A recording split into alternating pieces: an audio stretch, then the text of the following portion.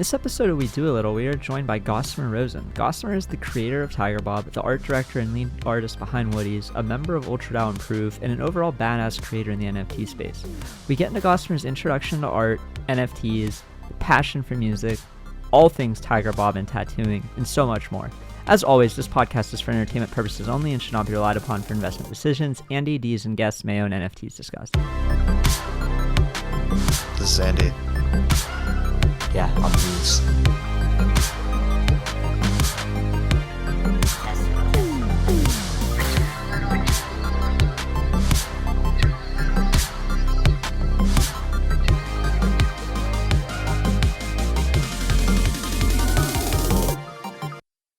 So today we are here with Gossamer, who is the creator of Tigerbob, the lead artist and art director of Woody's, a member of UltraDAO, and somebody who's just very involved here in the NFT space. And we're excited to kick it off. I wanted to jump in and just start with a really basic question here. And it's just, how did you get involved in the NFT space? So in early 2021, I think it was January, February, I started learning about NFTs as a technology. I had been familiar with Bitcoin and some of the other crypto that was going on as early as 2012, actually. I remember listening to a podcast about how Zcash was made, which was so fascinating from that perspective. And so when I learned about artists making sales on crypto and it not just being like coins that were traded, I was like, wow, look, this has really come a long way from like what I remember. And just being able to learn that there was a way to finally have ownership over a digital artifact that you created on the internet was like, I felt like that was like, it just clicked immediately. That was exactly what I needed. I'd been like posting my artwork online since as early as 2005. And like for this entire time, it's like crazy that you don't own any of that. It's insane. And so it just made sense to me. I was like, I gotta figure this out. Like it just made sense. So like going off of your journey posting art online in like 2005, what did that landscape look like? And what website did you start out on? So I was posting on DeviantArt at the time. I think that was one of the few. That was definitely like pre-social media, which is insane to think about right now. But yeah, that was like before there was like really like micro blogging, and that was like well before there was even Tumblr. Now that I think about it, there was it wasn't really even a social platform, but it did have kind of like the kind of features where you could comment on artwork, which is I feel like that's kind of pervaded in like social media nowadays. But everybody was anon because there was no it was like really weird. So I was just like this 15-year-old kid and like finally mustered like the courage to start sharing some of my work. And I felt like that was like the first time like outside of my little bubble in like really quiet northeastern Pennsylvania where I lived, where I could really like start to receive feedback about what I was creating and really start to build an audience around my work, which was like really interesting. Like, especially when you live in a really small, isolated town, which is very different from New York. Yeah. Very, very different. It's like you're also extremely, you're really isolated, not just from other people and experiences, but also from other just art in general. Like going to a museum was like, oh man, that was like a big deal back in the day. Like, and like you would just take like every moment you could get to like just absorb something new. And when it came to the internet, we came a long way from like just browsing through encyclopedias and that was the only information you had. I remember Wikipedia started to become a thing just a couple of years prior, for even sourcing your little like middle school paper. I don't know how to write my paper on this book. The good old days. Right, yeah. It was insane. Like Fahrenheit 451, I think. It's just insane just thinking about how early that was. But yeah, it was such a weird little pseudo social media. I remember going down like how do you pronounce it? DeviantArt? I think it's DeviantArt. DeviantArt. Yeah. Like, I went down that rabbit hole around the MySpace time. Like I think like when I was maybe 2008 as a kid. Right, yeah. Where it was like people were sharing their art on MySpace and linking to that. And that was probably looking back, probably my first time of like experiencing anyone sharing their art. And I was 14. So yeah, around the same time. Yeah. But I'm also from Northeast Ohio. So it's like, I'm sure it's close to Northeast Pennsylvania in terms really of like small town kind of. We have like one museum for art that's like 45 minutes away, and you go there and it's like, it's not the Met, it's not the MoMA. No, it's like a little local. Yeah, I mean, props to them. They're showing off what they have in the collection, and it's great. But like, you don't grow up appreciating art in that environment. Yeah. Absolutely not. Yeah, I think where I grew up was like really like arts was like a really crafty thing. Like there was a craft fair, like arts craft fair every year in like the center of town, and it was like people like painting a barn and like a rabbit, and it was like super like focused on realism, and like you were really good if you could like really replicate like this barn really nice, and like the color red was just so accurate. It was like really like just a perfect like picturesque like image of like very local fine arts crafts world, which is very, very different from what you see at like the MoMA, at the Met. And I think the nearest like I think it would, you probably have to go to Philly or New York or Boston at that point. Like it was like to just try and get something that was not just so representational. But yeah, I remember taking like little pseudo like art lessons and just be like, repaint this painting of the ocean. Like when did you know you were an artist? Like during the sharing, I'm sure you knew before you started sharing your art. Yeah, that's wild. I think I was like such a little kid. Like I was like, I don't know, probably in like kindergarten. I remember making this like awesome cute little diorama of like each of the seasons, and it was also sculptural because it was like a pop-up thing that you could turn around. My parents still have it. Really? That sounds impressive. I gotta get some photos of it. It's fucking cool. Yeah, you guys hear that, like, Sotheby's Christie's? Your parents still have it? Yeah, that's a Genesis. Oh, holy shit. Actually, that might be kind of a Genesis. Yeah. That might be one of the most OG Genesis pieces. It's actually kind of legit. I think I also have like this little book in from preschool where I like just drew tons of caterpillars and circles in different colors, which is great. That's awesome. I still love it. I'm like, I sometimes I go back home and like I go through this shit and I'm just like, so what can I do to incorporate that into like my next NFT project or something? Like, cause it's like, you know, you keep building on this same, like this iterative world of like things you create. Yeah. And it, you know, everything that you've made before you learn from, regardless if it was good or not. And there's always pieces of you that were in everything you made. So even if you went in a direction that strayed from where you might be going now, there's still some kind of influence of your own personality and like where you were at the time and every single thing you made, regardless if you're conscious of that, which I think is pretty interesting. Yeah, for sure. And where do you think you were finding, like early on, finding inspiration? Because you were saying like in your hometown, it was all just like very realistic stuff and isolated. What was your kind of inspiration to build your own creative style and all of that? I think it was definitely video games for one thing, and then like anime, like comic books, manga.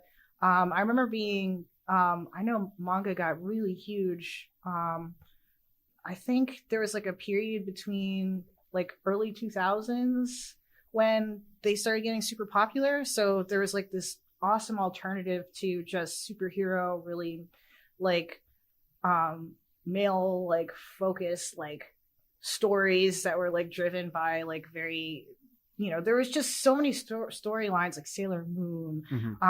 There was Magic Knight Rayearth, which is very video game inspired by Clamp, and all the works that they continue to make that were like really focused on women and girls like my age growing up, which I thought was so interesting at the time, and that really played a huge influence on me feeling empowered to tell my story and to make something pretty interesting that could also go down my own path of like, you know, also being some kind of a magical girl in its own way, just because like making art is pretty magical in its own sense, you know? I mean, you're like creating magic. Yeah, it's like you just make this thing that's didn't exist before that you just do it with your mind. Yeah, it's and your hand. And your hands. And it's just, I lack that ability. It's bad. Give me a pen and paper and what comes out is not going to be pretty. No. I remember growing up, the thing that I used to like to do was draw dinosaurs. But like my parents bought probably like a dinosaur drawing book, and I would just like follow the lines perfectly, and it would still look like trash. It was so bad. I just remember getting those sketchbooks. It's like, here's how to draw a mouse. It's like, start with 2 circles. You know, here's the body, here's the head. And then it's like, all right, now erase the 2 circles and draw the mouse. And you're like, what? What are all the other steps? Where's everything else? That's actually really funny because when I was like, preschool and like earlier than that, I mean, at least we did have a local library. And I loved like all the children's books in there. Like even now, I'm still such a huge fan of children's books. I feel like the illustrations are really compelling and interesting, which is, being able to tell a story to a range like that large is really, I think, takes a lot of skill to illustrate and not just the storyline of writing it. But in any case, there were these great drawing books that were made in like the 70s or 80s by this artist named Ed Emberley, which definitely... it's like very interesting. And he would make these drawing books and it was so easy to understand. Like there weren't even any like instructions that were written. It was just like you would start with like a dot and then another dot and then another dot. And then there's like, oh, you made an ant. Like it was as simple, like very simple lines and shapes and like that like kind of showed you without needing to know how to, actually read or anything, like exactly like the step-by-step to make these more and more complex images, they were also like quite simple little doodle things, but like I felt like that very intuitive step-by-step action was like that really helped inform. Like I remember just spending so much time with these books and like really going through the steps to draw each thing, and I was just like, oh shit, now that I see how this is constructed. Like everything is very architectural and like regardless of if you're an artist or not, like I found that as you grow older and you start to work jobs and do these things, like all these things compound on each other based on like a series of like small modular steps.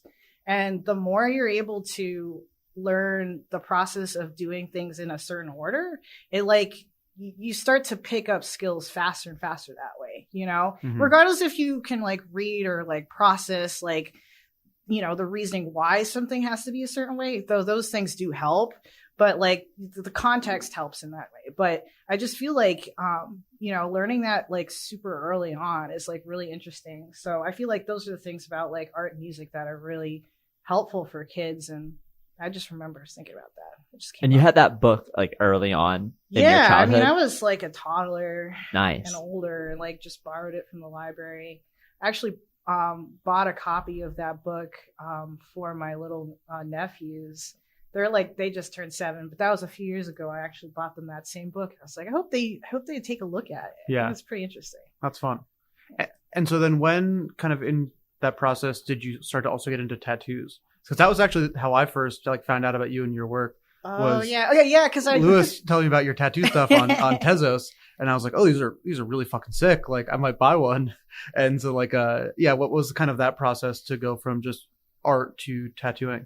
Sure, yeah. So, I think tattooing also is like another interesting medium where it's not only like an actual trade, like being skilled at applying ink on skin, accurately and so it'll heal correctly. Like that in itself is its own skill, but you can also add like the artistic aspect of it where you can design things that are that can work based on your own artistic style, and like whether it's illustrative or more abstract. The body is another interesting medium. It's a canvas and ink is the medium.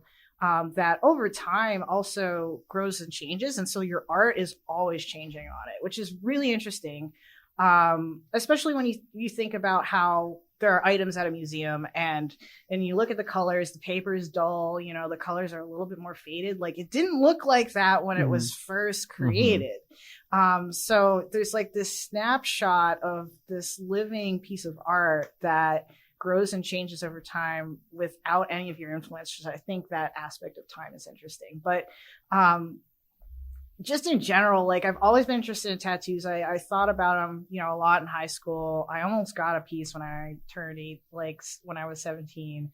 And I ended up not getting it because my dad threatened to not let me go to art school. And clearly he stopped you. No, yeah, he definitely did stop me from getting tattooed. No, I actually waited 10 years later and I finally got that same tattoo like on my arm here that I designed when I was 17. That's really cool. Yeah, I did. That was my first tattoo. And I think the purpose of it was because I was thinking about tattoo art when I was making a lot of my designs when I was a teenager. And, there was just something really interesting about the traditional American like style where there's like, that they're bold and graphic, but a lot of that purpose is to help ensure that the design lasts over time, because as people get older, their skin starts to lose elasticity, the ink starts to break down. Like there's all these like really biological processes that cause, a tattoo to age. And so ensuring that you make a design that actually can like last a strength of time and still look beautiful even after all those years of change was something really interesting for me. And I felt like those bold graphics, which also were created, they were also designed that way just so that people could make as many tattoos as possible. Like it was also to just make money. Yeah. And in the same way, they also became like really interesting, beautiful style. I was kind of like almost pop art-ish. But yeah, it was just interesting to be able to see that happen. But when I was first interested in tattoos, like when I was 17 and stuff, like there were just street shops, which I was just like, I don't want to just tattoo other people's like shit, I don't want to tattoo someone else's like stolen art. Because that happens so often. And it's just like, that was like, I didn't want to be this work for hire artist. And I was like, I already tried to do commissions and stuff when I was like 18. I was like, this is like not for me. Like I was going to go into school for illustration. And I was just like, this is like not feeling like it. Like before I started college, I was like, all right, I know that I really hate doing shit for other people. So I'm just going to make sure I go down my own path, even though that's going to make me like way poorer. So that's what I did. I think though, like that's important. Like, yourself, like at the end of the day, it's about being happy and it's about creating stuff that you care about and not feeling like you're this mercenary creative that is just being paid a rate to make other people's vision. Yeah. And you know what? Art as a whole, it comes back to me as being something that's like really meditative and like good for my mental health, especially, going through a lot of really difficult mental health situations, being transgender and just like as in general suffering from anxiety and depression, like as a teenager and growing up, like it was like really hard. And just having like high levels of anxiety as like a young child as well, like, art and also music. I played a lot of music, which we can talk about next. Yeah. No. Was definitely, something that was healing. So it was always important that whatever I did with my art was still going to serve me first, because if it didn't, then I knew I was going to fall apart because I had been there before. And so like, it was always important that art is something that's going to support me as a human being before it serves other people. And just going off the music part for a second, like I can't let that go. What was the first instrument you picked up and when? So I actually was, a musician before I was like hardcore into being an artist. So I played the cello since I was 4 years old. Nice. Oh, wow. And so how did you get to the cello? My parents enrolled me in the Suzuki School for Strings, which was, it's a very interesting music program where they focus on teaching young children all kinds of instruments at a very early age, just like if you were learning how to read. So it becomes like really intuitive and like just part of what you know as you're growing up.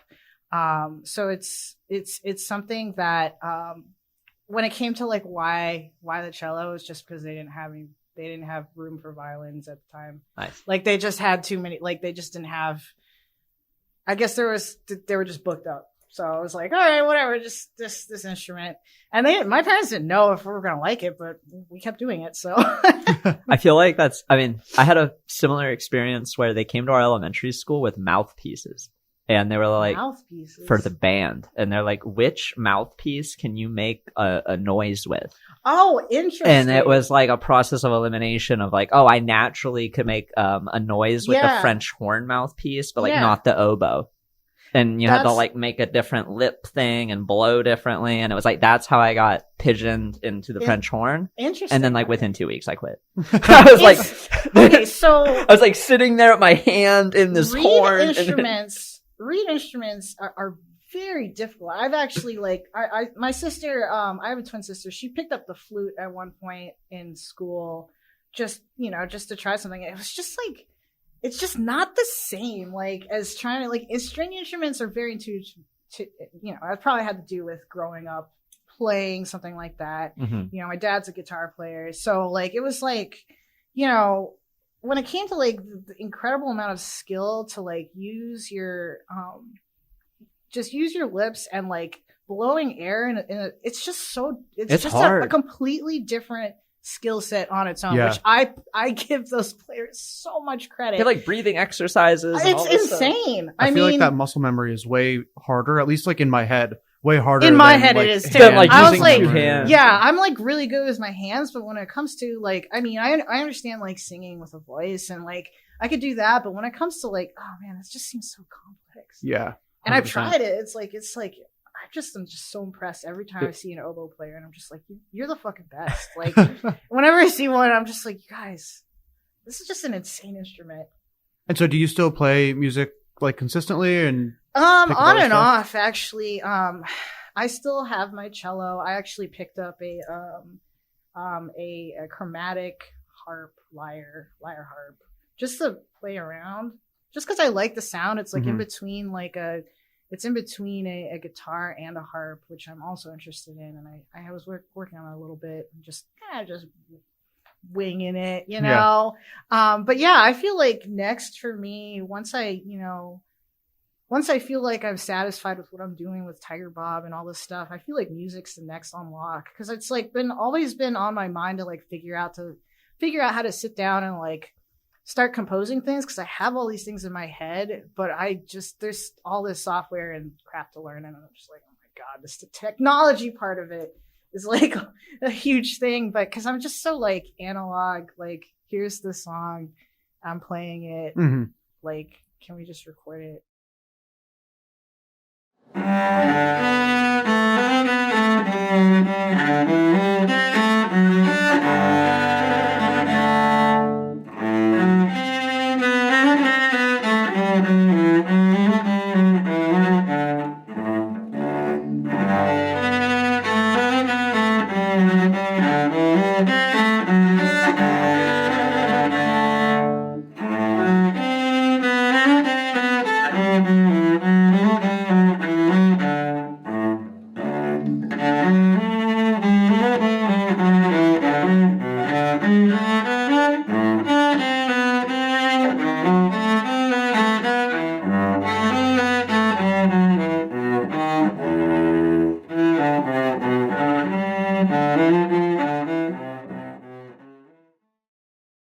It's just the technology scares me. The technology part of it is just so complex.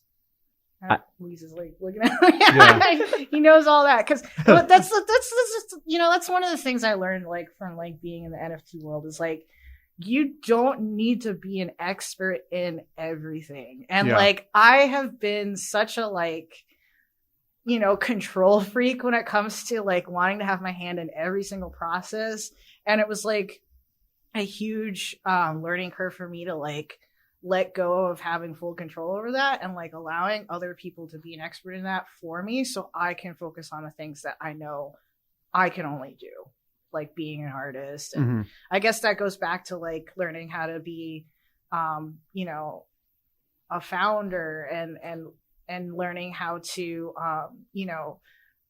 bring people around you who support you so that you can make those things happen, and everything can scale up efficiently. And that was my biggest accomplishment this year.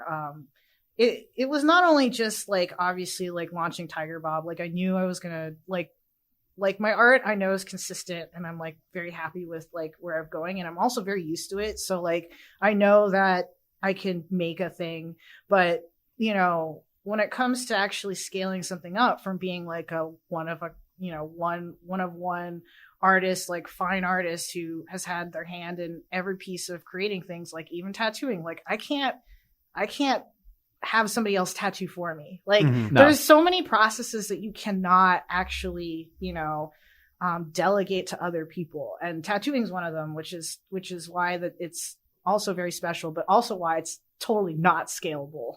So like when people are like, when like, you know, can you tattoo like 1,000 Tigerbobs? It's like, yeah, give me like 5 or 6 years. I was like, dude, I can't even tattoo like, oh my God, do you realize like how like it you know, time becomes more and more valuable the more you scale up as well. So like I have tattooed probably like 5 people this year because I've had so little time. Like it's like it's not just the time to like, you know, sit down and like actually do the tattoo, which takes hours in and of itself.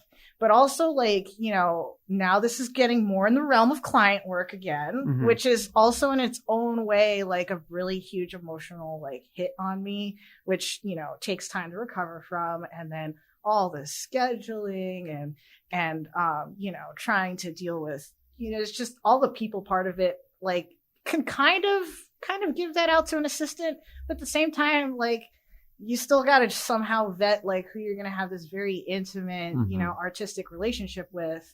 And, you know, it has to be a good fit, not only for myself, but it has to be you really have to make it a good fit for the client, because you need to ensure that their consent and their comfort is number one, along with also ensuring that it's going to be, you know, work that I really am like, you know, on board with, you know. So it's like it's a huge compromise for 2 people. And that in itself takes a lot of effort, a lot more than a lot of people think, I think. No, I feel like, I mean, that's probably a big reason I don't have any tattoos yet too. Like I don't have enough confidence in anything to get it on my body yet. It's a lot. It is. It's a huge commitment. And you're not only, you know, trusting to have, you know, to have a thing on you, but you also, tattoos also come with the experience of receiving that piece from another person, and that person's energy becomes a part of you in its own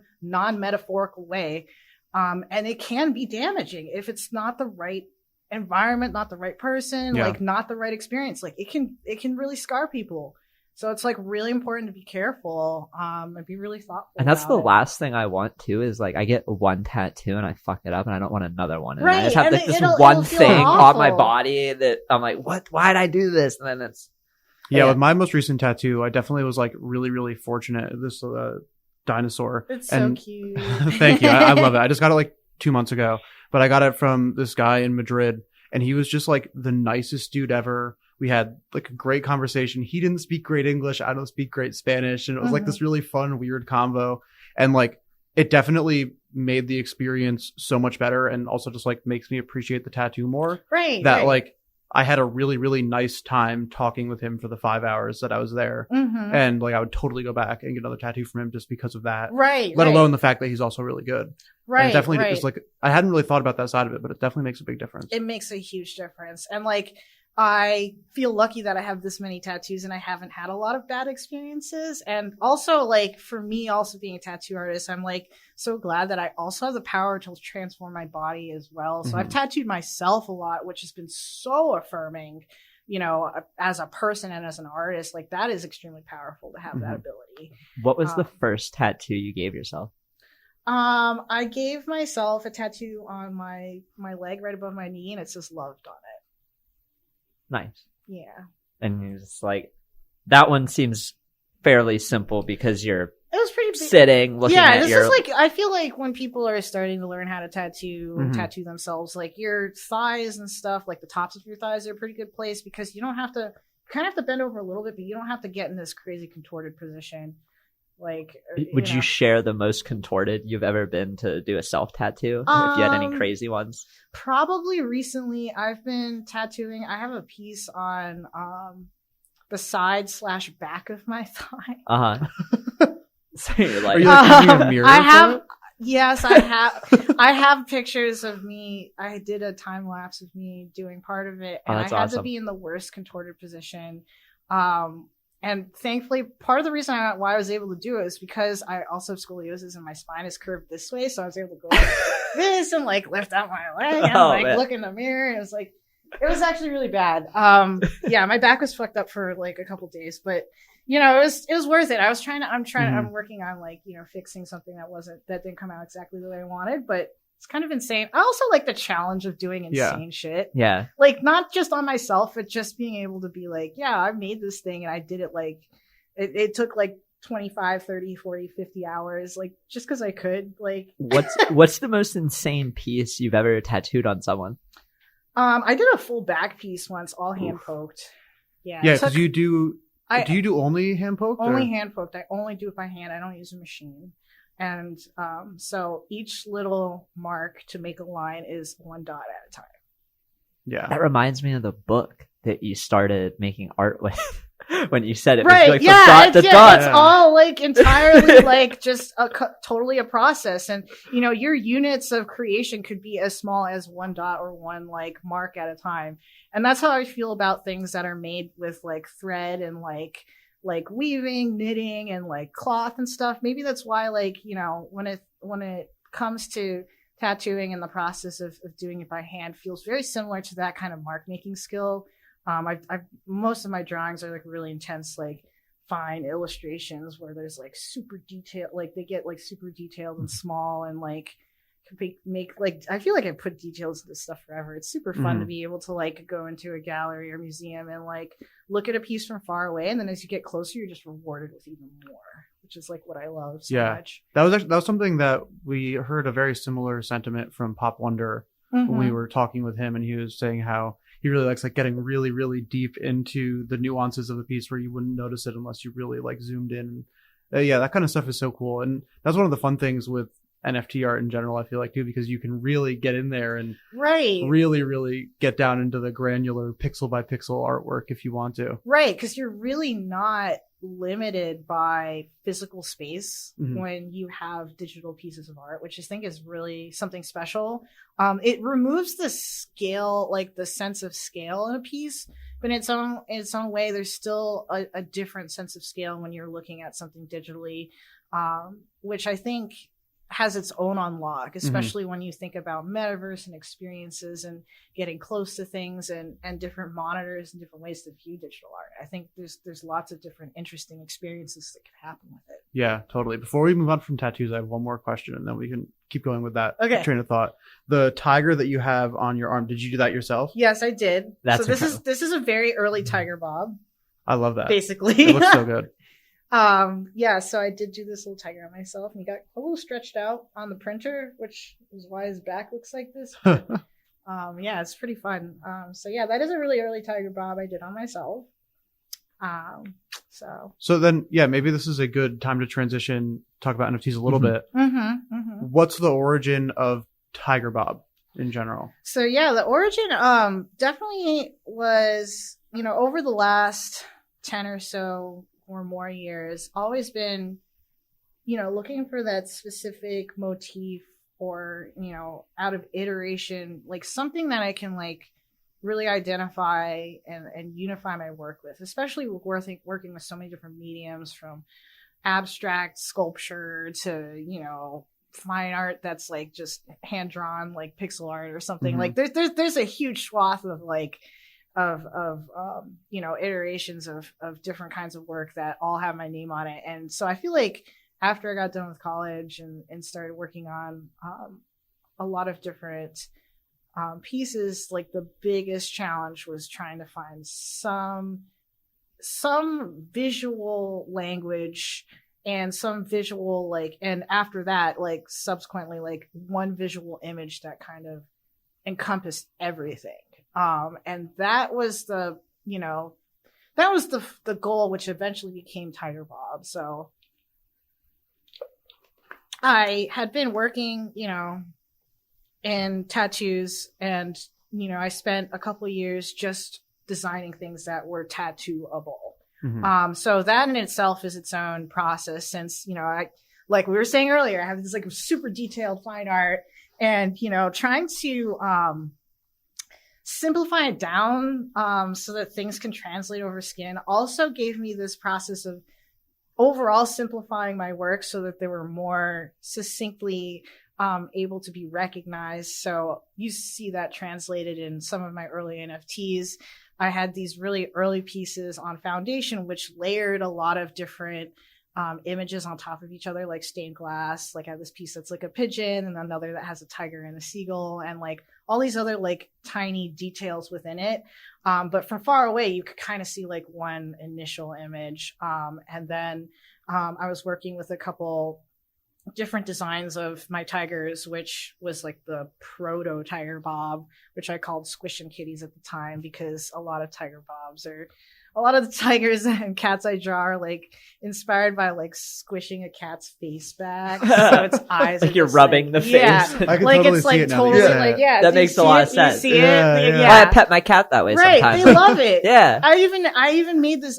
I made this amazing scientific experiment, which everybody needs to check out, called Squishin' Cats, which was an Instagram page where I studied how cats reacted to being squished like that. And so I have lots of images and lots of videos from amazing, researchers who took time to squish back their cats' faces and send me a photo and let me know if the cat liked it or not. And most cats liked it. Most cats liked being squished. All right, well, I will try it out with our cats. So our cat will headbutt into your squish. Right. Like so you're rubbing his squished. head, he'll like push into it. Like He'll he likes squish it. himself. Yeah. A lot of cats do like that too. Male cat in this scenario, but yeah, I don't know if it's different, but I know that I see it so much clearer now. Yeah, that it doesn't. So I'll lift this up. So here's Tigerbob. Yeah, you see it now. Like the wrinkles above the eyes. It's like perfect. just like it's just that the eyes are like a little bit squishing out. He's even doing a little blep because it just they do that sometimes. That's what they do sometimes. Yeah. And I think I want to see you pet a tiger like that now. Like, I want to see it. All right. Did you have any researchers? Maybe we really got to finance this with Tigerbob. I think that would make. I think that would be something that would need to be done. I would have to go to a local zoo and employ, a skilled zookeeper who's familiar with the tigers to see if they can squish the tiger's face. In the same way. Maybe you need two hands because they got a big head. I think it would have to be a double hand. It would have to be a double hand. Yeah. Double hander. Or like a baby tiger. Baby tiger? Tiger cub. Tiger. Oh, that'd be so cute. There are some, we have some examples of kittens being squished and they really do like it. Your hand is a lot bigger, so you really cover a lot more of their face. You get a better squish. You get a better squish coverage. that way. Yeah. I didn't know the origin story. Squishin' Kitty. Like, so when did you decide to rename it to Tigerbob? Because I feel like Tigerbob is like a better name. Like, you definitely it is a better name. landed on the right. I call it Squishin' Kitties because I literally didn't know what the fuck to call my project. I was like, people are making these like collectibles and they have all this branding, and I was just like, I don't know. Squishy Kitties. So I just call them Squishin' Naming Kitties. shit's hard. Naming stuff is so very hard. I feel like it's very enjoyable too. Like, I spent a lot of time like naming my cats and deciding what each of their names would be, and then having a long list of new names. But you have to make sure that the cat that you get has the right personality for the name. So how many cats do you have? I have 3 cats. Okay. No, I have 2 and Deez has 1, so we have a good coverage. So we got 6 cats here, which is good. Yeah. So we all got a lot of experience with this I didn't get to name ours. My wife named it before we were living together, but his name is Albus. Albus. He gives off that like wise, it has that kind of soul personality where he's just like. Is he kind of like slink back and like? He's like just always chilling. Quiet? He's always chilling, trying to be just watching and judging around you, but chilling. Sounds about right. What are your cats' names? So I have Mossy, Siren, and Pilly. Pilly. Like what was the inspiration for Pilly? Like a pillow? Like pills, like the kind of nubs you get on a sweater when it gets a little old. Oh, I like that a lot. Are they sweater like gets fluffier? Or... She is very fluffy. She's a Torby. I don't know what that is. Which is a tortoiseshell cat that actually has a traditional tabby pattern. So she has a little white on her, but she's also like, it's weird. I didn't know that's what it was called, but that's actually what it's called, which is adorable. Yeah. And very fitting. So yes, she's a Torby. And then Mossy's she's just a tabby, but she's mostly white underneath with gray. And Siren is a kitty who adopted me, actually. And that's why she has that name. She's loud. Is she loud? She actually isn't that loud, but she's kind of a punk. So I just feel like this cat, like, decided she was going to live with me. So she just showed up at your door one day. Yeah, she did, though. Literally? Yeah, just like she you was walked just up. this tiny runt kitten, like, decided that she would not leave me alone every time I left my place. And eventually, I started introducing her to my two cats, which were fighting a lot because there were two cats, and there's one person, and that's a fight. Yeah. Okay, for proximity. So the third cat made it better. The third cat created an actual hierarchy, so there was not just A and B, and everybody trying to be alpha. Now so the two existing cats knew, like, oh, we're better than this cat. Like the new cat, like actually, and then Siren like dominated the hierarchy. So Siren is smaller than the other two cats. But Mossy, I've had the longest. She's 11. I've had her since I was in college. So she's like the most dominant. She's like extra mean to other cats for no reason. Pilly is like really gentle. And so Mossy fucking hated her. She was just like, I hate this cat. But Siren like was kind of in the middle, but she was also smaller than the other two. So there's like they built a society, which is all that they need because they just live in the fishbowl of your house. So I know. I feel like we're torn on getting a second cat because we don't know how the first cat will feel. Yeah. It's a process. I mean, he's been our only cat for 9 years, so it's that would be a huge yeah, we're in the same conversation with our two. So we have brother and sister cats. Their names are Larry and Lola. Aww. And so my dad's like coworker found them under a truck in Newark, New Jersey. And then my girlfriend at the time, Allie, was only going to adopt Larry. And then the woman who was like trying to find them houses was like, they're really, really good friends. Yeah. And I can't find a home for Lola. Will you take her too? And so we were like, yeah, of course we will. But we're worried that if we get another cat and bring it into they're like best friends. They really, really love each other. If they fight, it's just because they're being idiots and playing. And so we're worried that a third one could cause some drama. I feel like it's easier when cats are socializing and getting to know each other and also acclimating the people when they're already siblings or like some kind of bonded pair. And I feel like introducing either another cat or even another animal, like if you get a dog, is a lot easier for a pair like that. But if you have a cat that's just been solo for his whole life, it might be a really hard adjustment. Even if you get like a young cat, like a kitten or something, that might be because like part of us wants the young cat to hopefully take some of the demeanor from the older cat because we love this cat. He's like the best cat. So it's like, how can we clone you but not clone you? Do we get like a baby kitten and just bring it in? And sometimes you can. Usually, if you go to shelters, sometimes you can take your own cat with you and kind of see like what the reaction would be. Yeah, but that's also its own kind of. You could also foster. Thing. Oh yeah, you can foster. I had a really amazing fostering experience back. This must have been like 2018 or so, but it was also devastating because my roommate and I. My roommate's idea to foster this cat and brought it home. And it was a total maniac cat. It was a kitten who had just broken its leg. Oh no. But it was insane. And it would run and jump on our fridge and jump off the fridge. Meanwhile, the people at the... With a broken leg? Yeah. The people with a broken leg. That were like, make sure it's very careful. And we were like, this cat is a maniac. We cannot stop it. I'd be like sitting at work and I had like a computer desk chair that was like it had like a mesh back and I'd just be sitting and doing work like on a call and then all of a sudden I would just hear like flap and it would jump and like latch onto the back of the chair and start climbing over the back of the chair and like stand on the top and jump around. It was just totally insane. But then when we brought it back after fostering it was like right before Christmas and New Year's. And so I know my roommate Jake had told him I want to adopt this cat, and in that time, I don't know what happened. They let someone else adopt it. And so after fostering it for like 2 months, they gave it to someone else and we were going to adopt it. It was so sad. No. See, I would get way too attached. We've babysat our friend's dog, which is like a 50-pound mutt. And the cat, it hides, but he's not about the dog. But like spending 4 days with the dog, you get attached to the dog. You're like, fuck, like I'm giving you back. It's like a new part of your life. I'm giving you like, we were just going on walks. It was like 2 hours a day. I got with this dog. We just go walk. It's great. I had a walking partner. Like, but now it's gone. And then you're back to your family.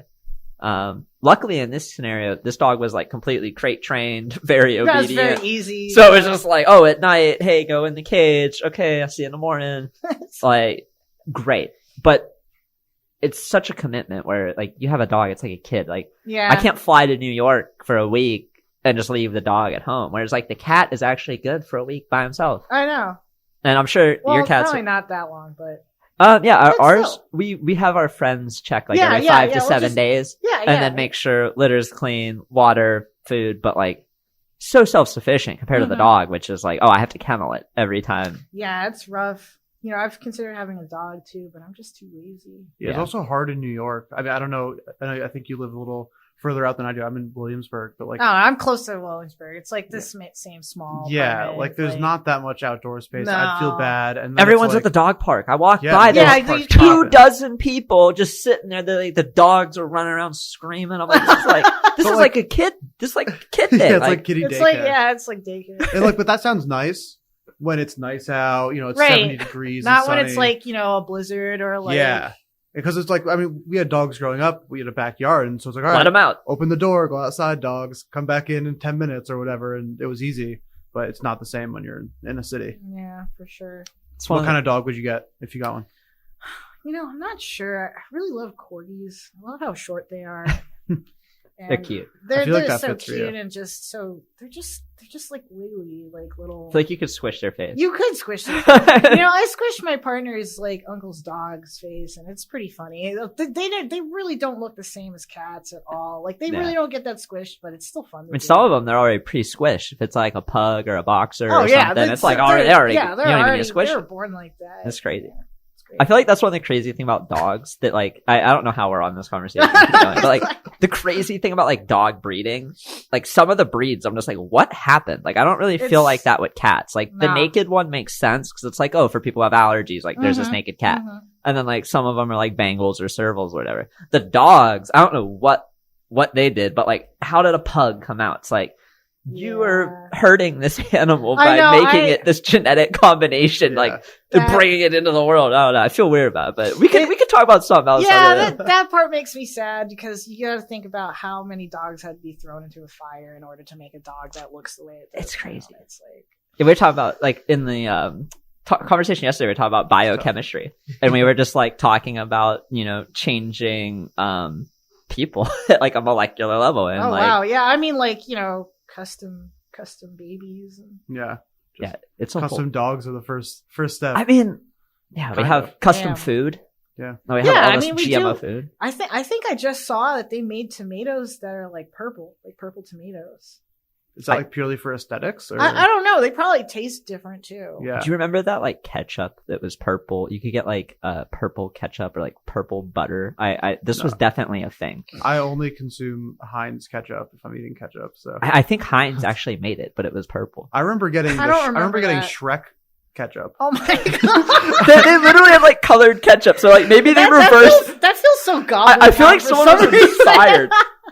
Yeah, do the goblin burgers have like green like pea shit looking like ketchup? Like that sounds like something. I literally would get blue butter. Like they had like a blue butter. I saw this like a fucking. I think it was like.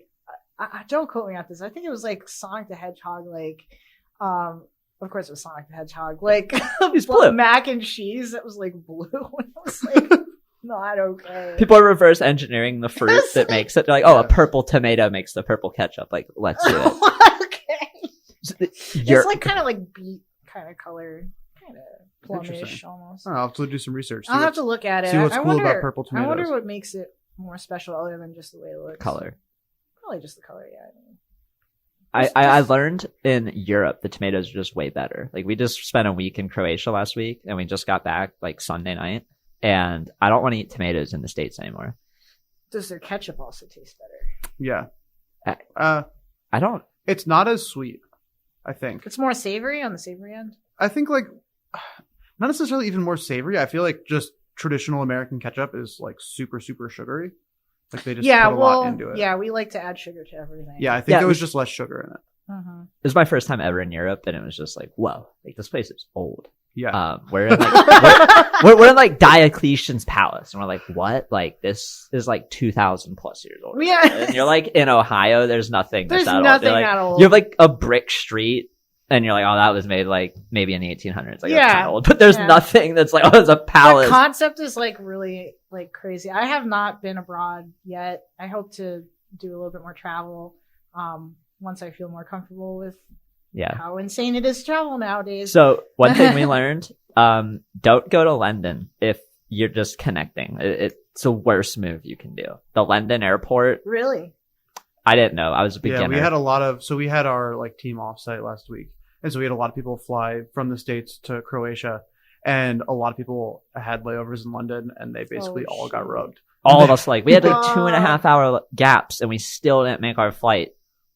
Because they have all this security. They have stupid kiosks that tell you you're not on time, so that you need to go wait an hour in another line so that you're actually not on time. And then you have to schedule like a flight 5 hours. It's just like, I have so much travel anxiety, It's and horrible. like it's just gotten worse and worse. Like it was already bad before the pandemic, and now it's even fucking worse. And like they don't have no staff, and nobody wants to work Croatia anymore. was crazy different. Like you walked off the plane in Croatia, the security machine like wasn't even on. They're just like, yeah, welcome, you're good. Like, dude stamped my passport, didn't even say anything. I could have walked in and been like I could have gone to the customs and been like, yeah, I'm here to like fuck shit up. Like, They'd be like, come on, on. it's not going to be a good time while I'm here. And they'd be like, we're so glad. Well, welcome to Croatia. It was awesome, That's honestly. awesome. We were in Zagreb, which is their capital, and then we flew to Split, and it was like both airports. We're just super like, man, whatever. They're like, you're good. We're just gonna make sure you're in Croatia. Like, surely you're not fucking around. Like, you're good. Like, well, how bad could it be? Yeah. But yeah, I would say my like biggest advice, I've been pretty fortunate to travel a lot over the last couple of years. Kind of once things calm down, is fly direct. Like if you can, if you spend the money, spend the extra like just couple $100 and just fly direct, and it's so much. I feel you on that. Like the more connections you have, the more risk you have for losing your next flight. And I've never really had a bad experience when you're flying direct, other than like, oh, the flight's delayed. Right. And that's just like, okay, what you at least you're not put on a podcast delay and close your eyes. else. Yeah, exactly. Like, oh, the worst is when you miss that connecting flight. Yeah, and you're it's sitting like in line bullshit. and you're like talking to the guy, begging. Like, I fast gas this 420 Gwei. Just please put me on any flight. Like, I just want to get there. Like, the hotel starts tonight. My friends are there. Like, I really don't want to be in London right now. Please, sir. Yeah, I feel like Ethereum has really spoiled us when it comes to just like casual bribery. We were talking about we were like it's trying to get an true. Uber yesterday, and it was pouring rain. And it was like, I will pay double the rate if we can just get an Uber. Know, like, it's insane. It spoils us. No, I feel you. You just up that gas. And I start thinking of everything in life. Like, why can't I fast gas this? Like, I'm in the grocery store. Why am I waiting in line? Like, they added an option to DoorDash where you can pay $2.99 to get it delivered directly to you. And it's just like every time I just smash that button. I'm like, that's like, fast gas. It's like the priority fee. I just added a little bit. I do the exact same thing for Uber Eats, but I feel like for food it's almost worth it because like you want your food to be fresh. Yeah. Right. It's like I don't want to wait for you to go like 5 blocks away and drop something off and then go pick something else up and then come to us, especially if you're getting something that's like hot. Also, food's more of a necessity. If you're like actually like starving and dying, like you definitely need to get that food 5 ASAP. minutes. You can shave off 5 minutes. Fortunately, I've never been in a situation where I'm ordering Uber Eats and also starving and dying. Yeah, I don't think I have either, but sometimes it feels that way. It feels that way. There's especially it's like if it's 7. something you really want. Oh yeah, know? It's 7 p.m. You haven't eaten all day. Like you forgot to eat, and you're just like, "Fuck, I need this." Yeah. I want to talk a little bit about the Tez Tattoos. Yeah, sure. So earlier you mentioned you've only done 5 tattoos this year, Yeah. but this Tez Tattoos, Annie got. I didn't realize this existed until we were talking about it. Oh, right, okay. And he was like, "Yeah, like she was selling NFTs and you get them tattooed. Like, how many of those have you tattooed on people so far? And how did that idea come up?" So the Tez Tattoo, they're actually not pieces you buy and then get tattooed on them. Oh, okay. I lied to do. Oh, it's okay if you lied. I completely messed that up. It's okay. It did get really confusing for people, and that's another reason why I ended up kind of like taking a little bit of a break from it because people were thinking that they could pay, 10 Tezos for $15 for a piece and then get a free tattoo. I was like, no. So they're essentially, I started in Ethereum in early March. So I had a piece on Foundation. I started doing a couple of pieces on Rareable, which is the Squishing Kitties, which we all love. And, then I got I got like social engineering to give up a seed phrase, and I lost some ETH. Thankfully, it was like, I had most of my stuff on a ledger, but I lost I think $1,200 at the time. It's a lot to just lose out of nowhere. That was a lot to lose out of nowhere. Fuck. I mean, I have been more lucky than most people who have lost Bored Apes and proof passes and shit. But, it was still a big deal for me, especially since, I had not made a ton of money doing this. It was a big risk for me to be spending time, doing NFT stuff when it wasn't really going to pay the bills. So, also Ethereum fees just got so high at some point. They were $300, $400 or something just to mint something. So I was like, I can't afford this. So I started trying, Tezos a little bit, and Tezos is notoriously hard to get here in New York City, because of how stupid the laws are. So yeah. I didn't know this. Yeah, it's actually, you can't buy it on Coinbase. I have to do some crazy shit to get some Tezos. You have to do crazy shit, yeah. I'm over here, I'm going to simpleswap.io. That was what I did. Yeah, you have to buy something else and then swap it. At the time, there weren't as many options, a year and a half ago. It was even hard to get on. How did you find Tezos, as an alternate solution to ETH? People were freaking out about Hicket Nuke, which was really fun. It's funny that we just laugh at that now because the founder just how it went. The founder just fucked right off. It was like, "Fuck y'all, I'm not doing this anymore." And that's the way everybody goes. was like, "What the fuck?" Okay, we'll just mirror it, I guess. And it was just weird, But anyway, regardless, the community still is alive. But yeah, it was just, everybody was excited about it. It was super fun. Clean NFTs at the time. That doesn't matter now because ETH is also proof of stake, which is fucking awesome. We did it, guys, which it's insane that didn't have any hiccups at all, which is unbelievable. Crazy. But anyway, so with Tezos, it was a fun experiment. I was trying to see what was going to stick, what was interesting for folks. And I was also taking a lot of time, as you know, to understand the market, because in every single medium, it has its own market. So when I'm making pieces that are fine art, that has a specific group of people who buy and collect those things. When I'm making tattoos, there's a specific client for those types of works, regardless if they're fans of my work or not. These are all very separate, very somewhat isolated markets that, aren't for everyone. So when it came to understanding NFTs, I had to do as much research as I could, which is why I was dabbling in one-of-ones, which is mostly what I did, but I made one-of-ones that were also kind of in a series, Squishing Kitties, that were more on the collectible side.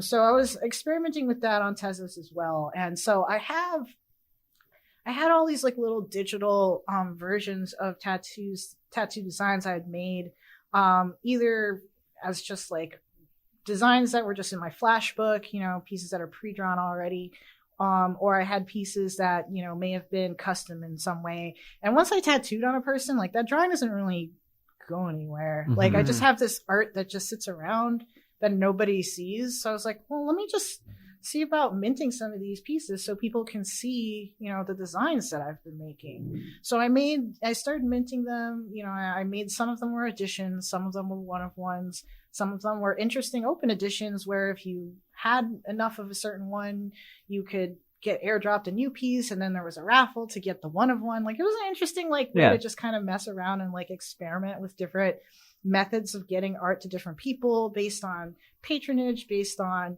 how many people there were, and doing different kinds of systems, which was really fun. So I was glad to start getting a little bit more of a mark with that collection. And that's really where it started. Nice. I'm glad that I brought that up. I completely was yeah, how did that work? And at the time, and that was close to, it was May, June And since the starting in NFTs, like I was like, oh, it totally makes sense to like tokenize something that's a one of one piece. Like that would be a tattoo, you know, because like once you get a tattoo, like it's absolutely a one of a kind piece, even if you tattoo that design on someone else. And it's interesting having like a digital collectible to go along with that piece. So I had made one of my Squishing Kitties that was a tattoo along with being a digital collectible, and I tattooed the same design on Louis. So on my client, which was really fun. So I've been interested in using that kind of bespoke token token authenticated work to kind of and I also saw recently there's this awesome post of somebody who created this like AR viewer for a tattoo, and when you like hover over like the tattoo in the AR viewer, it like animates the tattoo. I've seen those. They're which was crazy. really cool. And I was like, so cool. Fuck, I want to do that like with some tattoos and stuff, because then like you have the digital NFT, and like what if you like overlays it and like animates it? That'd be super cool. Yeah, I know there's an NFT artist, I think it's Waxbones. I've seen he does some stuff where he does like animated, not on tattoos, but like on like t-shirts and stuff like that. That's super cool. Yeah, really cool. I don't remember who it was. I had someone who was DMing me at one point about a tattoo that was doing like the AR animated stuff. It's I feel like really, that's really super sick. So you would like have the tattoo and then on your phone pull it out and then aim it at your tattoo, and then it would just like and it would start animating or like doing this. And like I'm excited for when we get to like the AR glasses point. Like I think that is gonna be a super huge like unlock. If I can unlock these to be something more than just this, like I have them on most of the day. Right. And it's like, I feel like that's the crazy, like the Apple glasses future. I wish that stuff, man, they've been working on that shit for years. It's tough. It never really went anywhere yet. I think they might have I think they canned Google Glass. Like, I think it's just like totally so done. Sad, I feel like we're relying on Apple. Yeah. I think, we've had Apple engineers on I think Space. it's like really hard. And then also, I don't think they're totally convinced that like the target demographic is there for it. I think it's early. Yeah. It's definitely early. It would not be something, it would be in the same niche as like NFTs where it's like a luxury experience. Yeah. I think if they made it catered more to being an experience that maybe you can like go somewhere and experience it rather than it being something you buy and have at home. Yeah. It might be better if they market it that way. I could see that. And like my big thing with AR glasses or any like smart glasses is like, I get distracted enough. I do not need to have it be like, there's a lot wired to my eyeballs.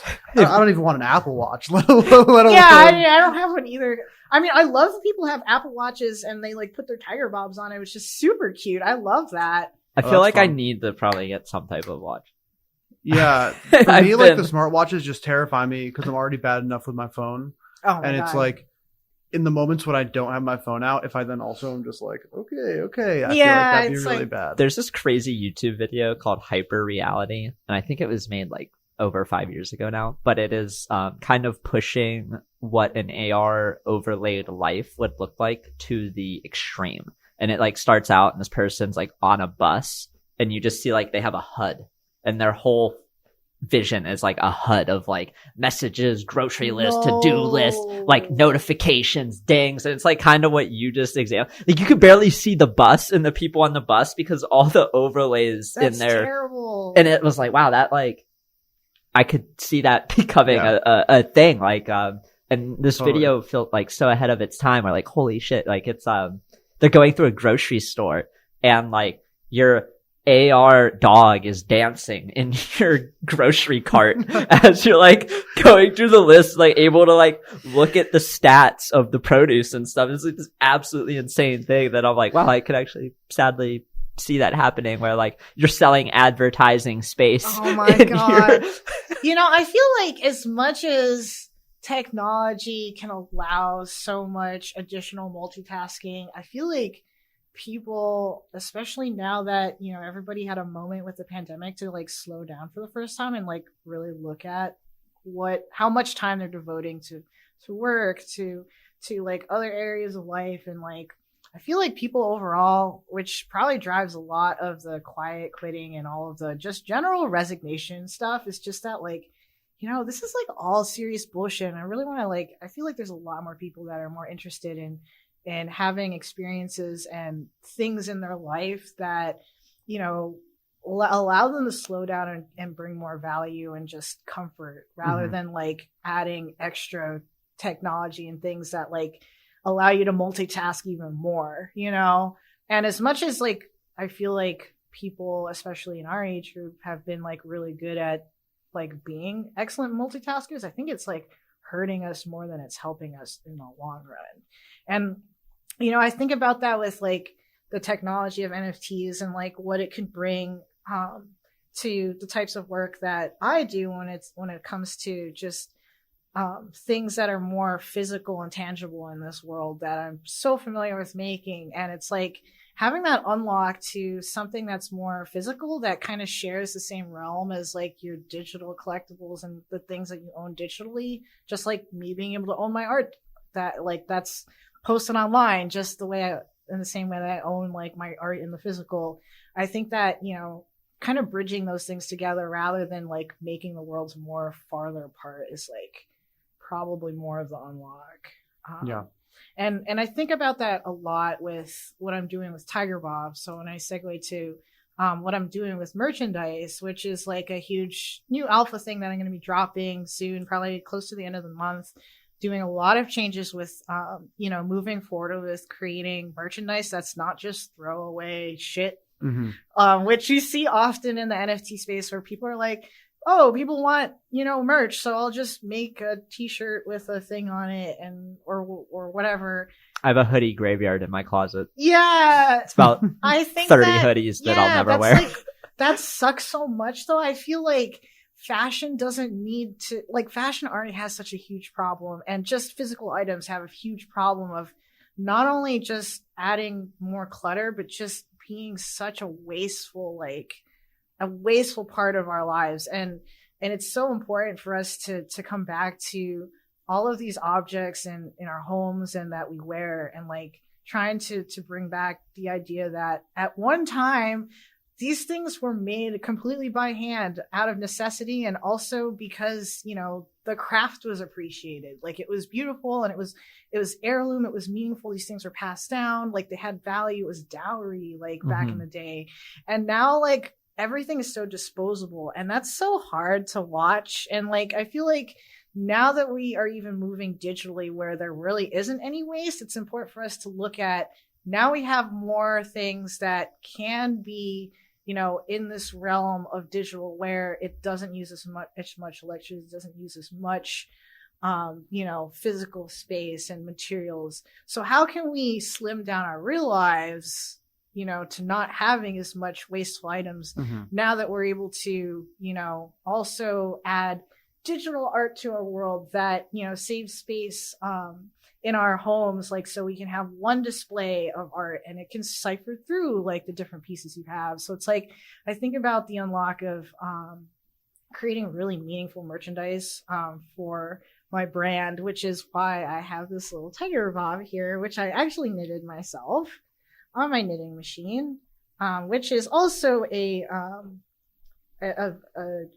really interesting old antique piece, as domestic knitting machines were things that you could buy 50 to 30 years ago. They don't really make them anymore. Everything is for big manufacturers. So these completely mechanical things help you create, instead of knitting entirely by hand, I'm able to do part of this on a machine, even though it's still really intensive when it comes to time consuming and having to place the yarn one line at a time. So there's always these aspects of being able to still create things, both in a mechanical sense, but also still having my hand in making something that I can still deliver to folks who are interested in my work, while also working with manufacturers that are going to do a really good job with sustainability and creating pieces that are not wasteful and not adding to that huge landfill. And it's just, I just think about that a lot. And I think about the kind of merch that's being produced in the Web3 space. And I'm just fashion's like a $13 trillion industry. Don't quote me on that, but I'm pretty sure it's big. like, I think it's something like massive. And it's like, these types of items that are produced, I feel like there's a huge trend, especially through the pandemic nowadays, for people to be buying pieces that are sustainable, that, backing brands that really are doing something meaningful to try and change what's going on with climate change, with, protecting people who are working for the manufacturers, and ensuring that they have good working conditions, ensuring they're getting paid well, ensuring that, we're not producing dyes and all types of things that are harming the environment. So I feel like there's a huge trend in that direction, which I'd like to follow through with my brand Tigerbob, which stems greatly from my interest in clothing, which is entirely architectural. It's entirely sculptural. And I have collected textiles for over a decade, just in love with the pieces themselves and the fabric itself. And, just super interested in seeing that direction move forward. So you mentioned earlier how like hard it is to scale. So it's like this, right? You're fighting, scaling while still trying to make something that is sustainable and feels artisan, handcrafted, more meaningful than just I got another mass printed Gildan hoodie with a flat print on it that faded after I tried it. Like, it's this constant thing. And I feel like there's a big demand for the nicer artisan handcrafted things in this space. We're in a space where there are a good amount of well-capitalized individuals like pay those premiums. And I think that's a brilliant thing to do. I think the question I have is like, what merch items are you the most interested in fashion? Like you said, like not another shirt or something, but like I'm curious where your head's at, like the items of what you want to make. Sure. So I'm interested in making a lot of knitwear, and I think that knitwear is a really fascinating and very beautiful and old method of creating something that is both comfortable, easy to wear, and also can last test of time without having to piece together, like have fabric made somewhere else and then piecing that fabric together. And then it's like everything, the fabric is the yarn that you choose. And it's just all completely, I just love that you can build this entire tapestry, this entire piece just from start to finish with, just this single unit of yarn, which I think is really elegant in and of itself.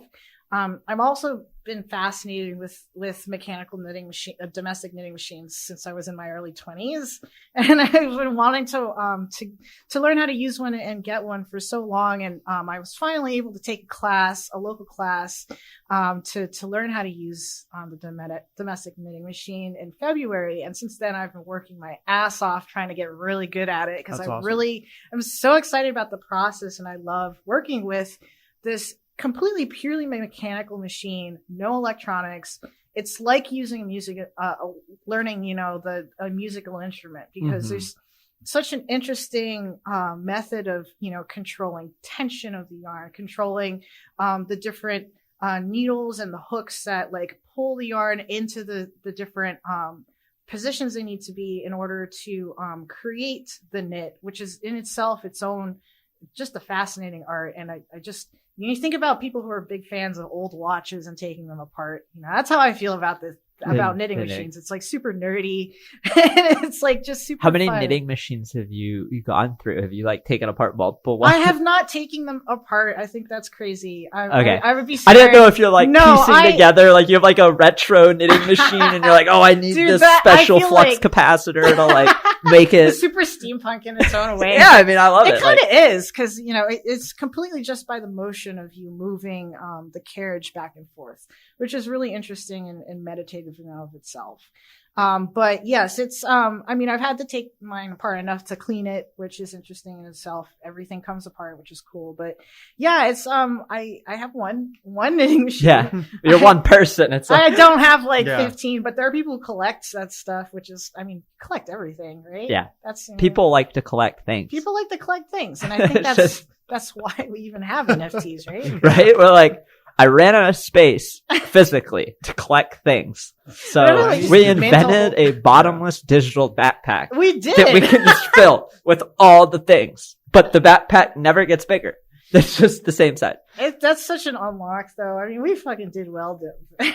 Well, I think, like, you know, I grew up, my dad loved to collect action figures, comic books, all sorts of things. He'd go to the flea market and just buy whatever looked cool. Like, oh, I got an old Godzilla statue or whatever. And it's like, I find myself doing the same thing, but with NFTs. I don't have that desire to have a bunch of physical stuff, but like, I love sorting my wallet by all the different stuff I have and just going through it, being like, I have this. I forgot I had this. It's super fun, right? Yeah, it's like, I mean, I feel like this is like more on the like, my dad collects like acoustic guitars, so there's like a room of just guitars, which is inside. Not the whole room. Yeah, but like it's like, a room. It's like, you know, there's also these functional things that like you can collect that.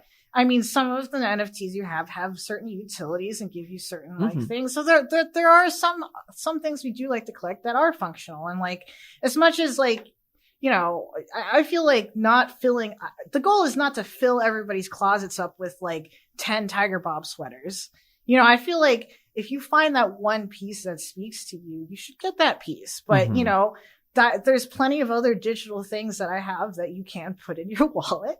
And it's just interesting to be able to create art in all these different mediums that provides not just value, you know, within like the digital package itself, but also, you know, there's just different ways to explore and share the work, you know, in different mediums. I think that's something really important. Yeah, totally. I'm really excited to see kind of how we continue to bridge like the physical merchandise world. One brand I'd liked a lot with that, it was Creature World. I feel like they did a good job. I love Danny. Danny's so great. Like their whole merch drop and everything felt really thoughtful, and like they really were putting a lot of those time sweaters. I see them at every event. They're beautiful, right? They stick out so well. It's like, oh, that's like a very Creature World aesthetic. Yeah, Danny worked with one of his good friends who is a fashion designer who helped him design all those pieces, you know, really thoughtfully. And I think that's the direction that you know, I definitely am moving in, where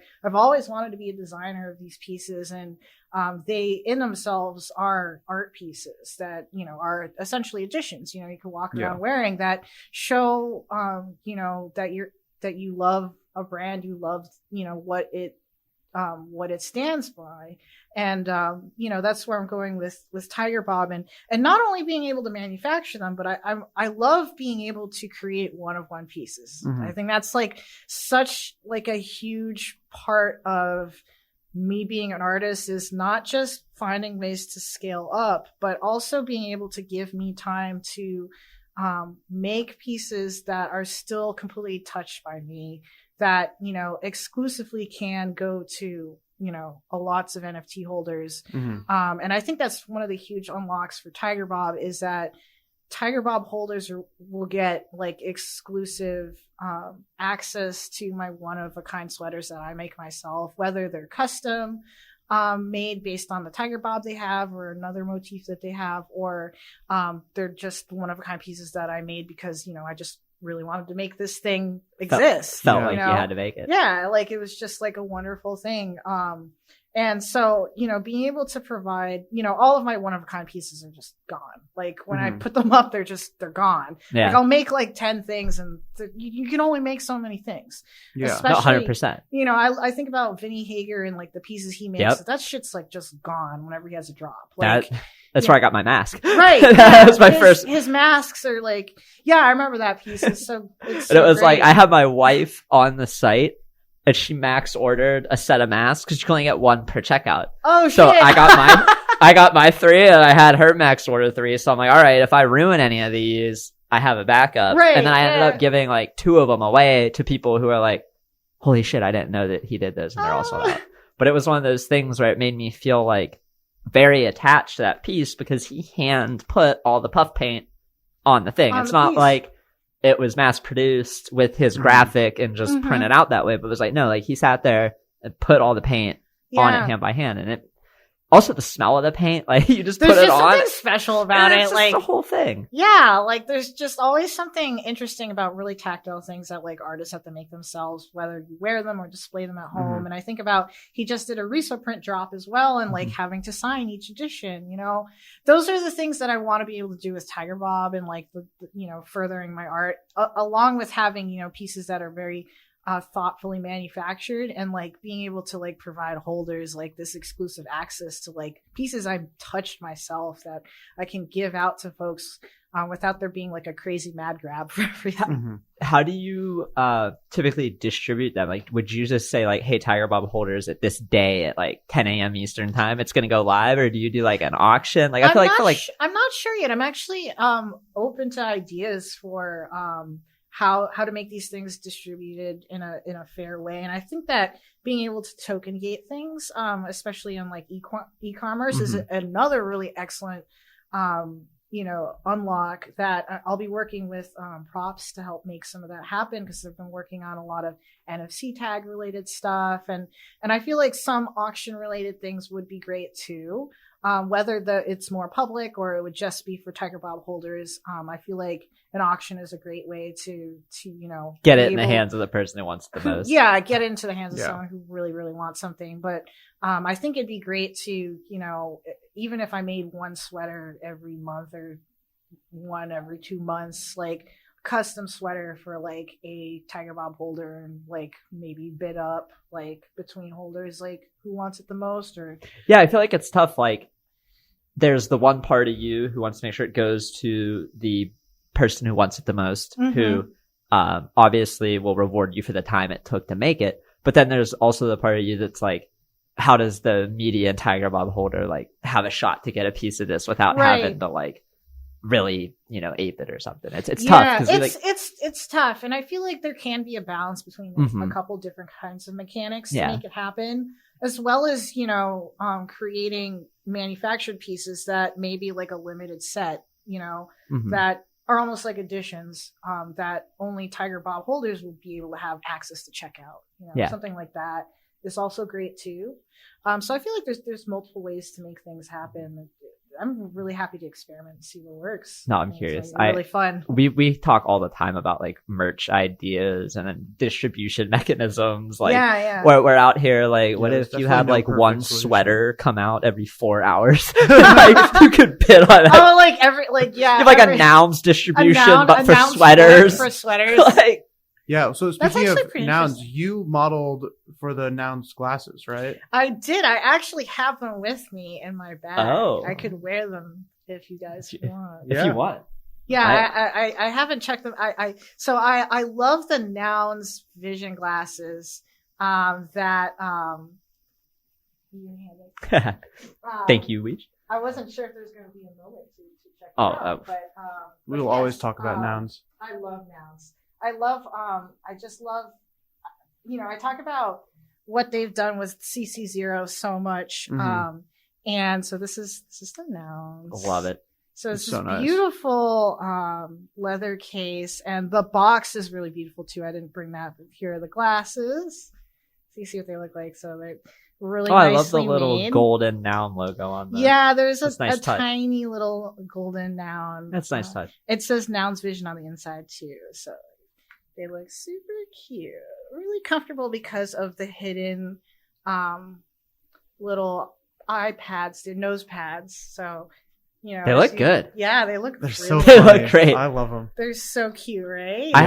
I have the NFT. When can we get the glasses? Am I supposed to do something? I think you have to, if you have the NFT, you can. There is a claim on their website now. I am the worst. I am the absolute worst about owning an NFT and then following up with on all the different. Piece. I almost missed my artifact stuff, and I was like, "Oh my god, I had to buy my clothes." I forgot. It's like I've had this NFT for over a month and I haven't done anything with it. I'm like, maybe I should look into that. It's a lot. You know, I feel like that's another thing I think about when I'm trying to make complex, like, mechanics for stuff is like, I want to make sure that people actually, like, you know, don't have to, like, spend $15 15 hours like going through their website trying to learn how to like get this unlockable and like all this crazy stuff. Like these mechanics are super fun and like merge and burn and stuff, but like sometimes it's like people don't have a lot of time to just sit down. If you can't succinctly put whatever you're doing in a 1-page PDF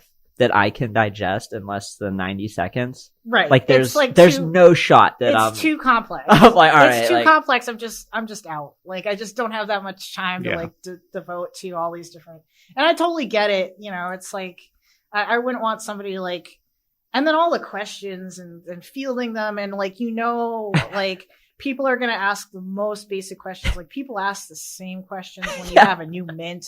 And it's like, just think about having to answer that many more questions about a claim if it's like too complex.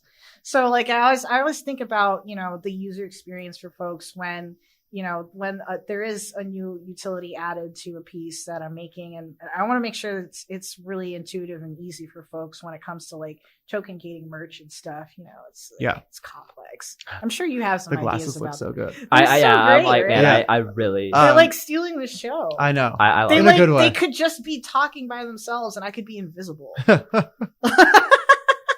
I mean, I feel like I need a blue pair. Or like I feel like the blue would fit you. I would want. The blue pair I'd go black. I think. Oh, that'd be nice. That would be cool. Yeah. So next time we'll all have the. Yeah, I have a like little to-do list after this, and one of those things is I need to like make sure there's not an open claim for the glasses because I think that since you have them, they're pretty much pre-ordered. So you can, but they have. I'm not sure what the stock availability of each color is, but they do have, you have the NFT. See, I'm gonna need to figure out a way to get a prescription. Like, I don't think I can bring those to like lens crafters and be like, yo, I got these custom Nouns glasses. Can you give me a slanted bifocal? Like, I don't even oh no, yeah, these types not. of things you can't change out the glass. And even if you could. And I've had like a pair of sunglasses where like I wanted to keep the frames, but when they're plastic like this they have to, they tell you like, so there's a chance that we might break the frames trying to get these out and replaced. Like they tell you that, so it's sad. I mean, that's definitely a custom frame. That's not a lens. They just like, oh yeah, we have the Nouns lens. But that's another thing, for merchandise, glasses like this, those could be something very custom for a holder. Yeah.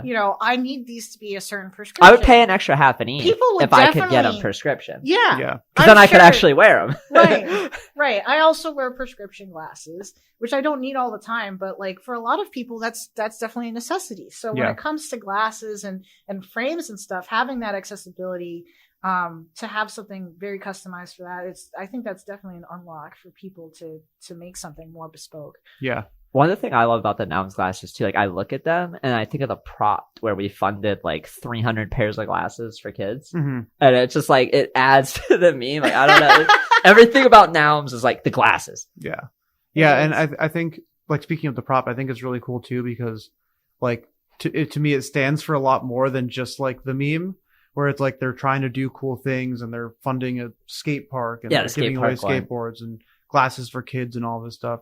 And I was actually curious to ask you about Tigerbob. Still, we never actually said how you decided on the name, so I am going to go back to that. We got very sidetracked. Let's do that. Yeah. But you mentioned one thing as well. You were talking about wanting people to be able to kind of like wear merch that felt like it was aligned with like a vision that they were excited about and stuff.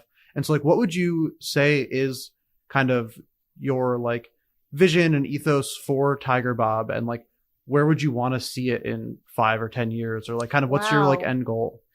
Yeah. So, I mean, my end goal for myself is always to keep making art forever.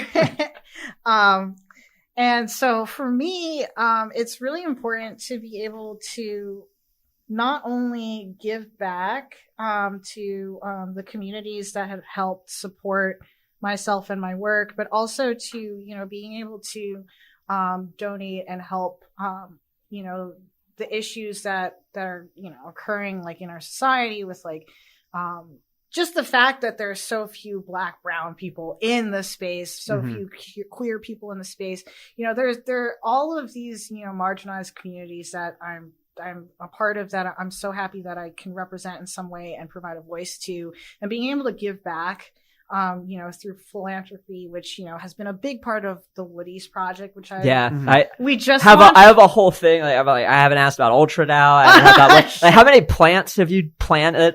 Trees has Woody's planted? Yeah, we planted, I think our goal was to plant 1 million trees, which I think over $200,000 we donated, through ETH. Yeah, no, I remember that. Like, that was one of the things. It was incredible. That was I think that was like the biggest donation at the time to. It was crazy. It was a ton of trees. It was a lot. So that was incredible. And, through Tigerbob, for our royalties, 10% always goes to charity. And we've already racked up over $130,000 in through endowment for charities. And I've given $15,000 to the Trevor Project and $15,000 to the National Network of Abortion Funds so far. And that was just in June. So that's we have so much more we're looking into doing. So we have quite a bit in the endowment fund, which is through my sole proprietorship, Grows and FA LLC. That's what, controls everything Tigerbob, my art, just under, a little LLC for myself. And, so we're, looking into other, I feel like such a huge unlock of NFTs and crypto is just, philanthropy, donations, being able to go, to transfer this money, beyond borders and all of the red tape that comes with fiat currency and everything just surrounding it, just being able to give instantly and make that happen is such a huge unlock. 100%. And I am really looking forward to more, nonprofits and charities getting on, on board with receiving crypto. I'm a little frustrated with how there are so many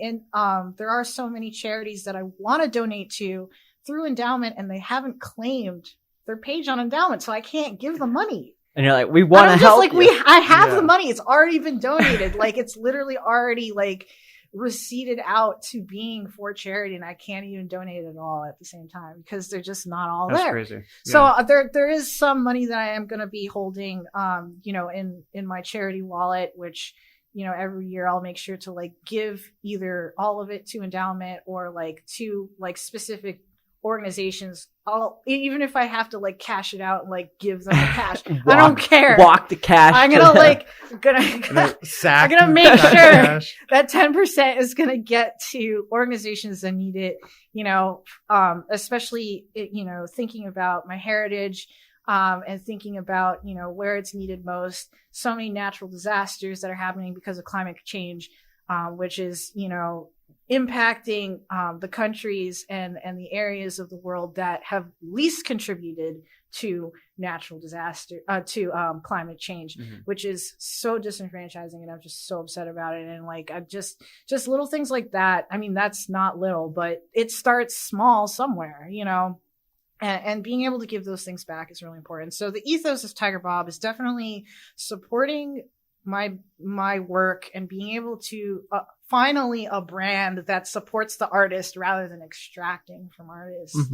That's the main goal of the brand is to support myself and my artistic vision. And in the same way, I give back to the brand by creating pieces and lines of merchandise and products like NFTs and otherwise that, grow the brand's bottom line and support, a brand that can move into all different kinds of avenues commercially, which I think is important.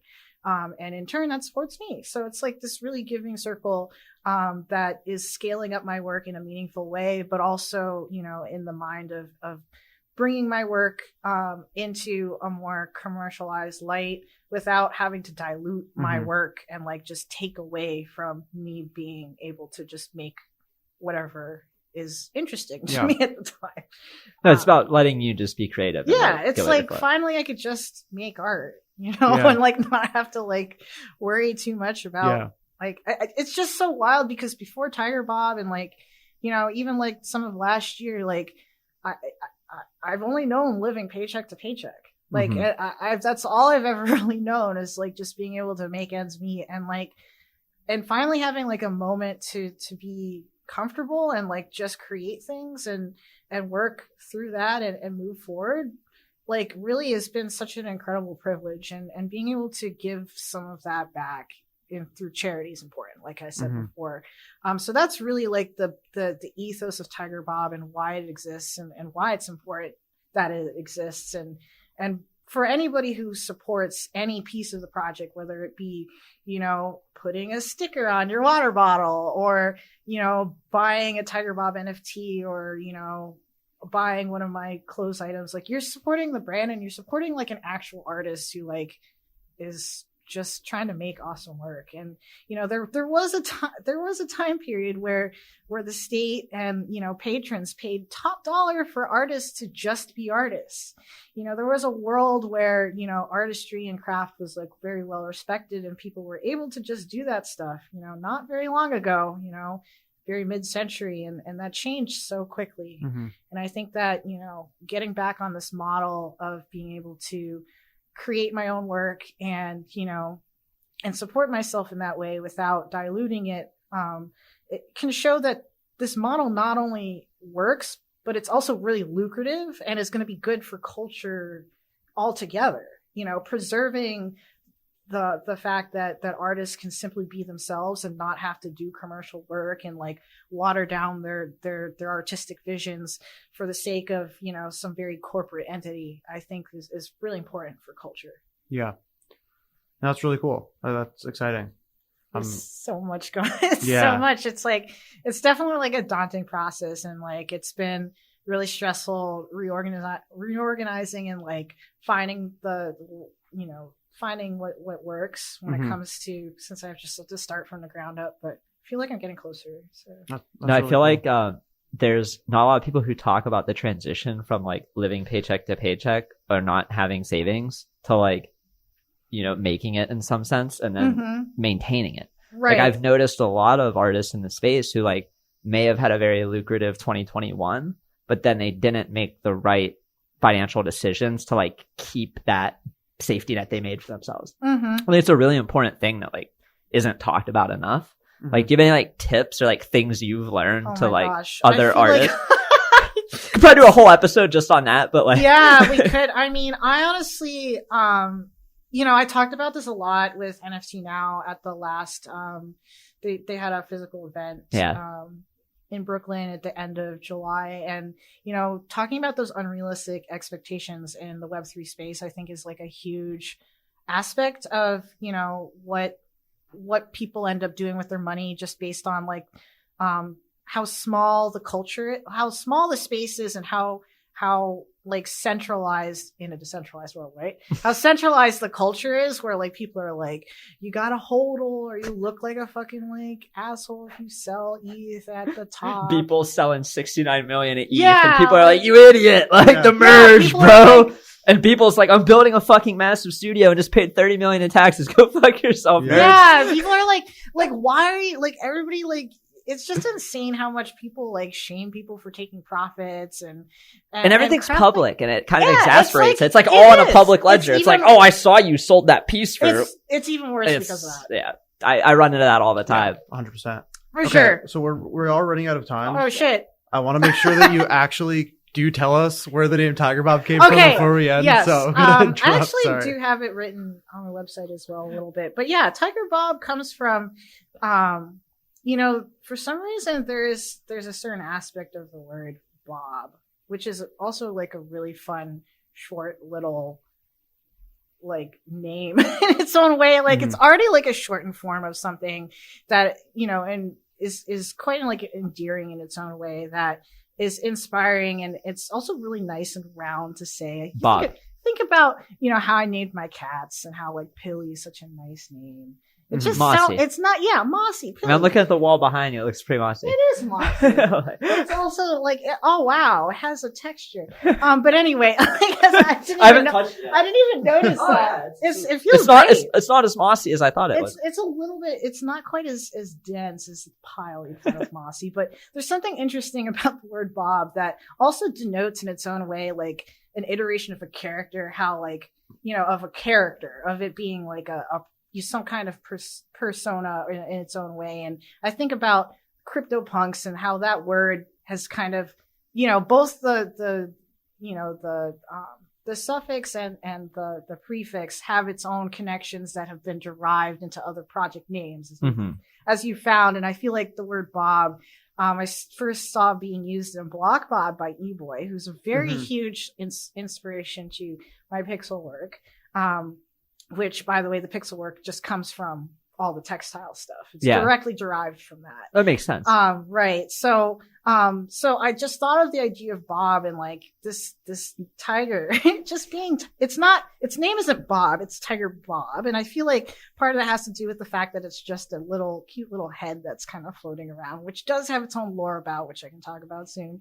And it's just something cute and derivative in its own way of being this character that's unique to me. And I feel very lucky that I could coin that name myself and own it. So I'm really happy to kind of go with the name Tigerbob. It's very nice and like cute to say. It sounds better than like Tiger Tim or like I'm thinking of like Tiger other Tom. 3-letter names. Yeah, Tiger Tom. Like, Tiger did you have a big list of them, or was it just no? Like, it's just I just knew it was Tigerbob. That's awesome.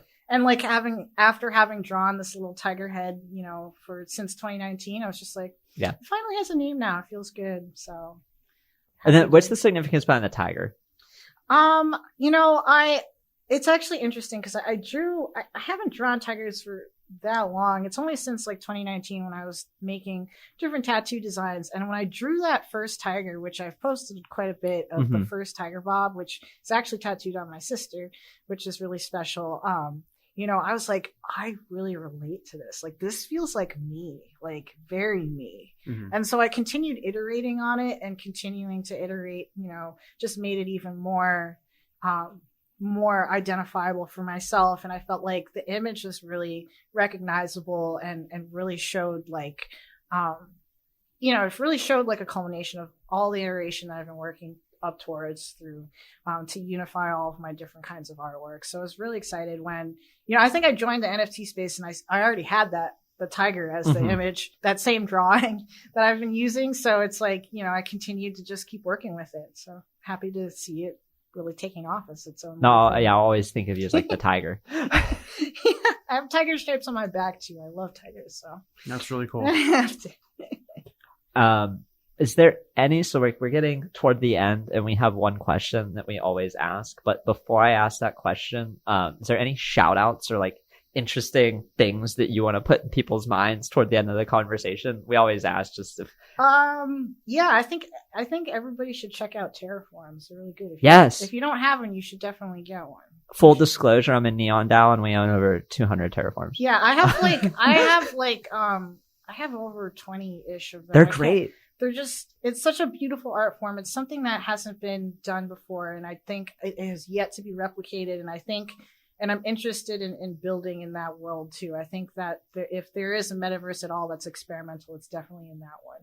Yeah, the math castles and the visuals of how it all works. Like it's just one of the most complete projects I've found yet in the space. Yeah, no, I think that's great. And then our question that we ask everybody is, if you had to title an autobiography about your life, what would the title be? Oh boy. And it's a tough one to put you on the spot. Take some time. It took me like a few podcast episodes to even feel good about it. And then I also changed my answer like last week. I'm still sticking with a Lindy Walk. Yeah, I mean, that's too perfect for you. Like, it has to be that for you. Yours is a windy walk? A Lindy Walk. A Lindy Walk. Yeah.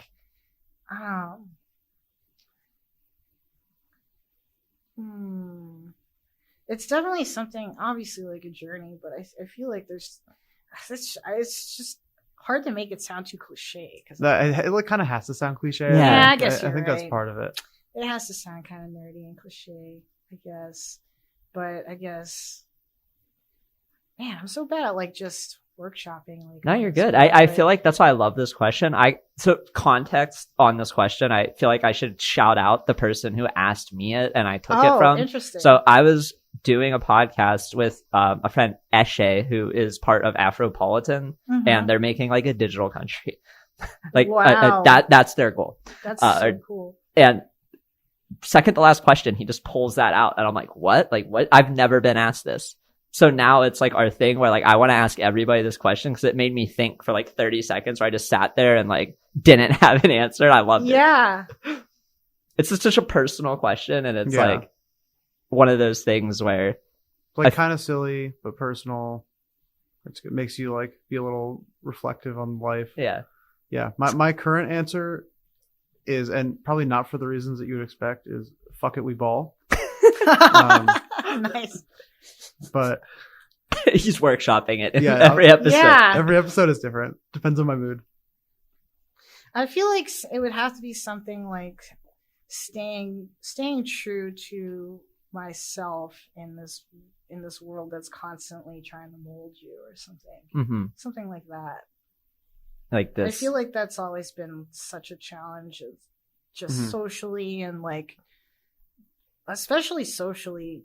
Something like be yourself or something. Where it's like you just forcing yourself, the challenge of trying to retain that in a world where you're constantly trying to be molded based on social pressure, and it's a lot.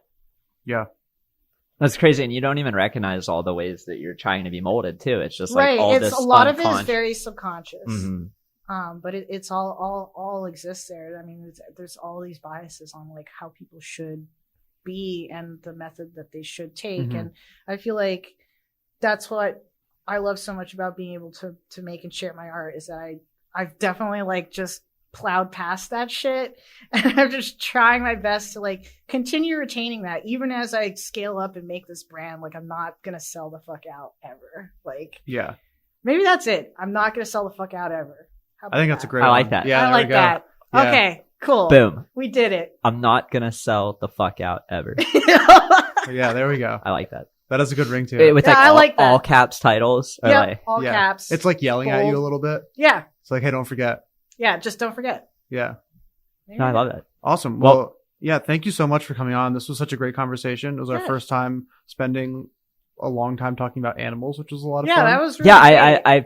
I think we all learned a little bit about how much cats love being squished. Yeah, I will make sure to get some cat squishing pics. Yeah, get those pics. Yeah. I need to send my finest research to that Instagram account that I didn't know existed. And what is that Instagram account? Squishin' kitties? Like just all one word? It's Squishin' Cats, Squishin_cats. Okay. So add that to my homework list. Yeah, I'll make sure to link it. I keep forgetting to check the DMs and add more cats. You can only do so many things. It's a lot of work. You're trying to scale, and it's like, what are we scaling? I need the cat pics. Can we get an intern? I need an intern to go through your cat. I need an intern to update the page and review the research. Tiger intern. Oh my gosh. But yeah, anyway. Yeah, thanks so much for having me. I know we're right at the top of the hour. Yeah. Weesh's batteries are making noises like they're hot.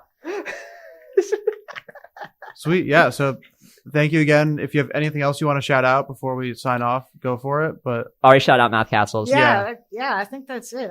Shout out Tigerbob. Shout out Ultradell. Shout out Woody's. Yep. Shout out to all that. Woody's just came out with a free mint. We just released our fucking awesome 3-minute cinematic, which was a joy to work on. It was awesome. So excited to see that in the world. So excited to do more work in that realm with Woody's, and I think it's really fun having my hand in it, and I'm glad to be part of it.